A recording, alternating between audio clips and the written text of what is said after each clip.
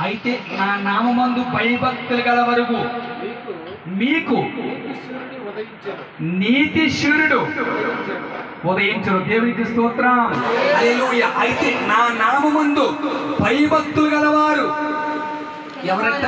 నీతి సూర్యుడు ఉదయిస్తాడంట. నీతి సూర్యుడు ఎవరు? నీతి సూర్యుడు ఎవరు? ఇప్పుడు ఉదయించే సూర్యుడా? మన నీతి సూర్యుడు ఎవరమ్మా? మన నీతి సూర్యుడు ఎవరు? మన నీతి సూర్యుడు ఎవరు? యేసు ప్రభువారు. ఆయన నీలో నాలో ఉదయిస్తే నీకు ఏ మబ్బు ఉందో, ఏ మేఘం ఉందో, ఏ చీకటి అలమడిస్తుందో, ఏ వ్యాధి అలమడిస్తుందో, ఏ బాధ అలమడిస్తుందో, ఆ నీతి సూర్యుడు రెక్కల కింద నీవు వస్తే, ఆయన ఉదయిస్తే మబ్బులన్నీ తొలగిపోతాయి. గట్టిగా చప్పలు కొట్టండి. గట్టిగా గట్టిగా గట్టిగా గట్టిగా గట్టిగా. ఏ చీకటైనా, ఏ వ్యాధైనా, ఏ బాధ అయినా, ఏ ఇరుకైనా ఉదయించాలి. దేవునికి స్తోత్రం.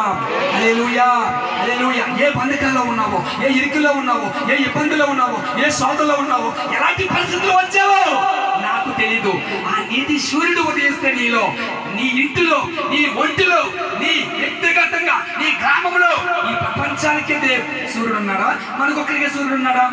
ఇప్పుడు చీకటి వస్తుందంటే ఈ ప్రపంచం అంతా వస్తుందా? మీ మేడపల్లి గ్రామానికి వస్తుందా? చెప్పండి. ఈ ప్రపంచం అంతా వస్తుంది. మన దేవుడు ఈ ప్రపంచానికి వెలుగు. గట్టిగా చప్పలు కొట్టండి. హల్లెలూయా. ఆ వెలుగు నీ మీద పడితే నీలో చీకటి తొలగిపోతుంది. హల్లెలూయా. ఏ చీకటిలో ఉన్నావో, ఆర్థిక చీకట, అప్పుల చీకట, వివాహ చీకట, ఏ సమస్య తొలగిపోతుంది. ఎందుకని నీలో ఉదయించాలి. ఆయన నీలో ఉదయించాలంటే భయభక్తులు కలిగి ఉండాలి. భయభక్తులు కలిగి ఉండాలి. నేను అమ్మ చెప్తుంటాను, అమ్మ చెల్లి చూడు,